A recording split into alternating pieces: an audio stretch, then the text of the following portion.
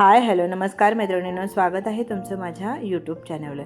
मैत्रिणींनो, आज आपण करणार आहोत मुलांसाठी टिफिन। तर चला, त्यासाठी हे बघा लाल चणे घेतलेले आहेत, ते रात्रभरासाठी भिजवून घेतलेले आहेत, स्वच्छ धुवून घेतलेले आहेत आता आणि कुकरमध्ये घेतलेले आहेत। आता त्यामध्ये पाणी टाकायचं आहे।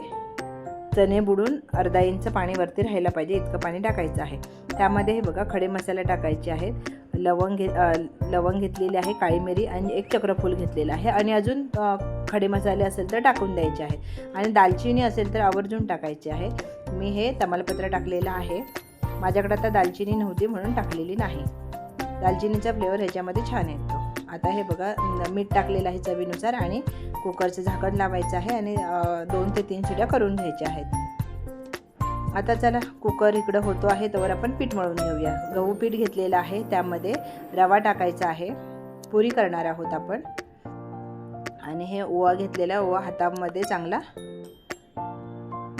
चुरून टाकायचा आहे, म्हणजे वास छान येतो। बघा या पद्धतीने। आणि हे बघा सफेद तीळ टाकायचे आहेत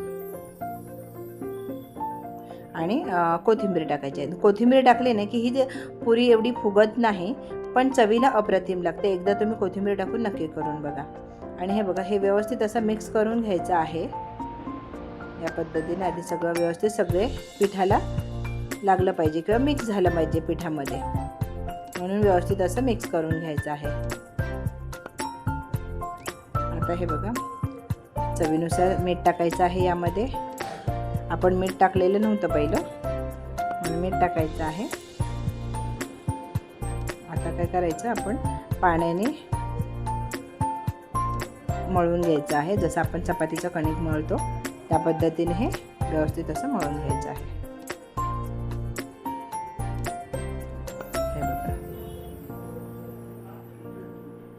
बघा आता मळून झालेलं आहे आणि हे झाकून ठेवायचं एक 10 मिनिटाचं, बाकी काम होईपर्यंत झाकून ठेवायचं आहे।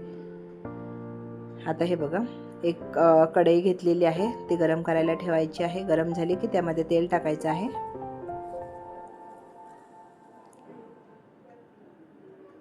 जिरं टाकायचं, जिरं फुललं छान की मोहरी टाकायची आहे या पद्धतीने।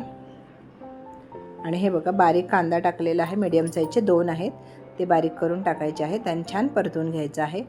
कांदा छान परतला गेला पाहिजे या पद्धतीने। हे बघा हलवून घ्यायचं आहे।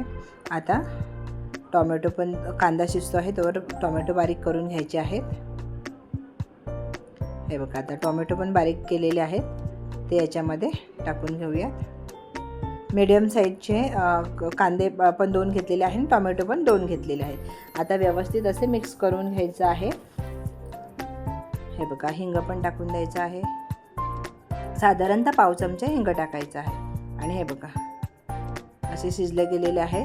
हे थोडं काळं झालेलं आहे, खडे मसाले आपण टाकलेले आहेत ना, म्हणून साठी काळं झालेले आहे।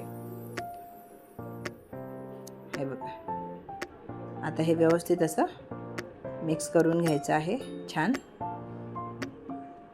चांगला टोमॅटो आणि कांदा असा चांगला झाला पाहिजे। आता हे बघा मी तिखट घेतलेलं आहे, मीठ घेतलेलं आहे, हळद घेतलेले, गरम पावडर घेतले, गरम मसाला पावडर घेतलेली आहे, हे याच्यामध्ये टाकायचे आणि छान मिक्स करून तेल सुटेपर्यंत भाजून घ्यायचं आहे या पद्धतीने।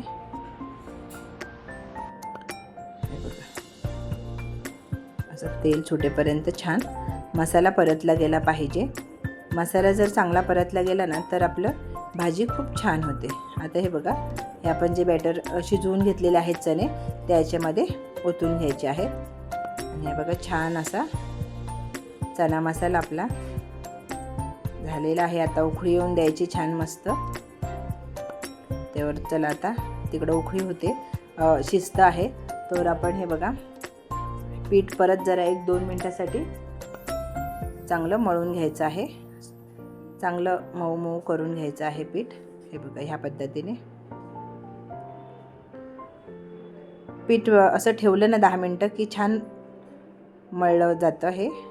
हे बघा आता लिंबाच्या आकाराचा एक गोळा घ्यायचा आहे, थोडंसं तेलाचा हात लावायचा आहे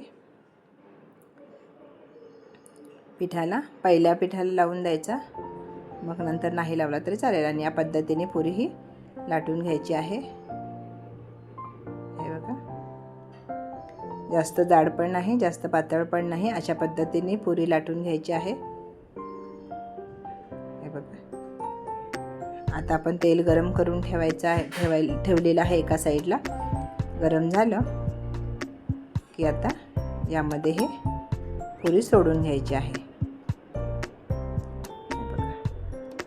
अशी टम्म फुगत नाही, पण चवीला अप्रतिम होते। हे बघा, या पद्धतीने आपण सगळ्या पुऱ्या ह्या करून घेऊयात।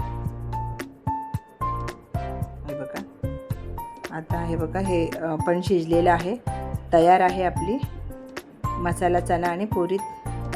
चला तर मैत्रिणींनो, वेळात वेळ काढून माझा व्हिडिओ पाहिल्याबद्दल मनापासून धन्यवाद।